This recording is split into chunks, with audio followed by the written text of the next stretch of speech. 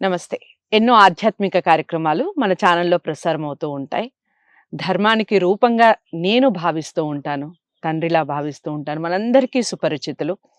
ప్రముఖ ఆధ్యాత్మిక అలాగే మీకెటువంటి ధర్మ సందేహాలున్నా ఇక పూజకి సంబంధించి మనం నిత్యం చేసే పూజలకి సంబంధించిన సందేహాలున్నా ఖచ్చితంగా కామెంట్ బాక్స్‌లో తెలియచేయండి.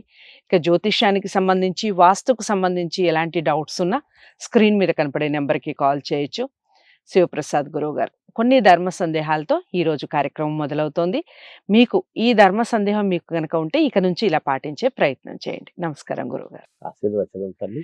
గురువుగారు మామూలుగా స్నానం చేసి వచ్చాక మామూలుగా టవల్తో కానివ్వండి, చేతులు కడిగాక చేతులు ఇలా విదిలిస్తూ ఉంటారు. ఆ నీళ్లు ఇతరుల మీద పడుతూ ఉంటాయి పక్కన ఎవరన్నా ఉన్నప్పుడు. అసలు విదిలించకూడదు అని ఇంట్లో పెద్దవాళ్ళు ఉంటే అరుస్తూ ఉంటారు. ఎందుకు? కారణం ఏంటంటారు? దానివల్ల వచ్చే పరిణామం ఏ విధంగా ఉంటుంది లైఫ్‌లో? ఇది కూడా చాలా మంచి ప్రశ్న అమ్మా. ఎందుకంటే చాలా మంది తెలియక స్నానం చేసొచ్చిన వెంటనే ఒక గుడ్డతో శుభ్రంగా ఒక చోట అని కూర్చొని తుడుచుకోవాలి. నిలబడి ఇలా ఇలా ఇలా ఇలా తల ఊపి జుట్టు మీద ఉండేటువంటి నీళ్ళన్నీ ఇంకొకరి మీద పడడం వలన అదొకటి. భోజనం చేసిన వెంటనే చేయి కడుక్కున్న తర్వాత ఇలా ఇలా ఇదిలించడం అనేటువంటిది కానీ ఇంకా అనేక రకాలు ఇట్లాంటివన్నీ చేస్తే ఇబ్బందికరం. దేనికి అంటే నేను చెప్తాను. ఎందుకంటే ఇప్పుడు మనము స్నానం చేసి వచ్చిన తర్వాత ఒక చోట అని పద్ధతిగా ఆ తలను కూడా ఎంత జాగ్రత్తగా తుడుచుకోవాలి అంటే ఒక పద్ధతిగా నెమ్మదిగా ఆ వెంట్రుకలను తుడుచుకోవాల్సినటువంటి అవసరము ఉంటుంది. ఎలా బుద్ధి పుడితే అలా తలకాయ మీద మనదే కదా టవ్వాలు, మన తలకాయే కదా అని వేసి రుద్ది దాని ఏదో బండకేసి రాసినట్టుగా రాస్తున్నారు అన్నప్పుడు ఏమనిపిస్తుందంటే వెంట్రుకలలో ఉండేటువంటి తెలివితేటల వలన మనకు మెదడు పనిచేస్తుంది. రాగి వెంట్రుకలు రాగి ఎప్పుడు కూడా మనం రాగి పాత్రలో నీళ్లు తాగాలి అని మనం చెప్తున్నాం. ఆ వెంట్రుకల వలన మనకు తెలివితేటలు అనేటువంటివి పెరుగుతాయి. మరి గుండు చేయించుకున్నంత వాళ్ళందరికీ తెలివితేటలు లేవా అంటే వాడు పుట్టుకతో గుండువాడయి ఉండడు. మనం గమనించాల్సింది. తర్వాత వాడు ఏదో అవసరానికి గుండు చేయించుకొని ఉండొచ్చు. కానీ ఎప్పుడు గుండు చేసుకుంటుంటేనే కదా గుండు వెంట్రుకలు రాకుండా ఉంటాయి.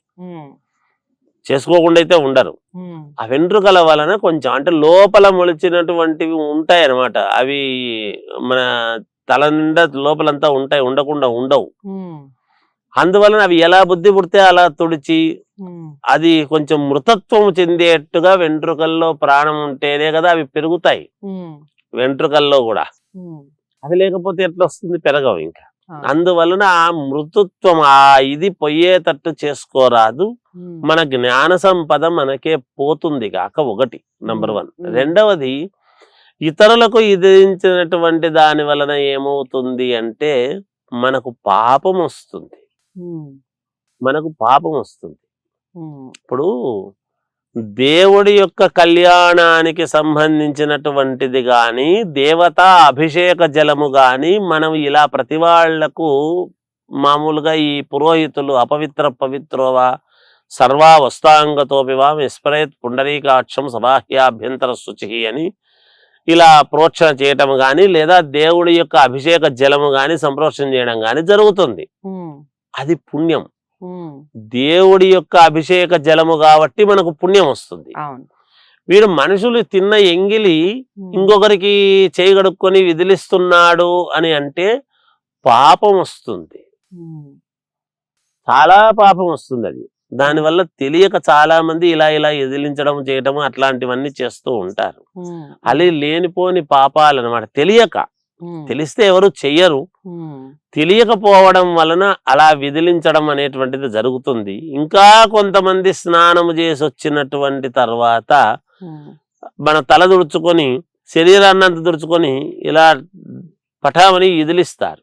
ఆ ఇదిలించినప్పుడు ఎదుటివానికి ఆ యొక్క నీళ్లు అవన్నీ కూడా పడడం అనేటువంటివి జరుగుతూ ఉంటాయి. అలా ఇదిలించరాదు. బట్ట ఇదిలించేటువంటి సన్నివేశము కూడా అది కాదు. అందువలన అలా ఇదిలించి వేయటం చేయటం అట్లాంటివి చెయ్యరాదు, ఊరికే ఆరేయటమే అంతే.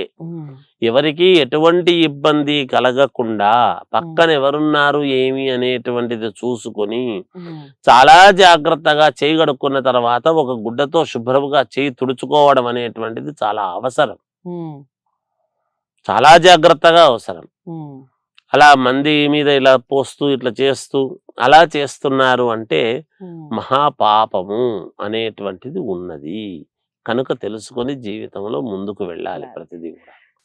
ఇది కూడా చాలా మంది ఇంట్లో చేసే తప్పులు ఇవి. చిన్నపిల్లలు చేస్తూ ఉంటారు. చెప్పండి, పెద్దవాళ్ళు కూడా ఇంట్లో ఎప్పుడైనా ఇలాంటి పొరపాట్లు చేస్తే కారణం ఇది అని ఇలాంటి వీడియోస్ చూపించే ప్రయత్నం చేయండి. అందరికీ షేర్ చేయండి ఇలాంటి వీడియోస్ని. అందరూ తెలుసుకుంటారు చిన్న చిన్న పొరపాట్లు కాబట్టి సరిదిద్దుకునే అవకాశం ఉంటుంది. లైక్ చేయండి, వీడియోని లైక్ చేయండి, షేర్ చేయండి, ఛానల్ని సబ్స్క్రైబ్ చేసుకోండి. మరో మంచి వీడియోతో మళ్ళీ మీ ముందుకు వచ్చే ప్రయత్నం చేస్తాను.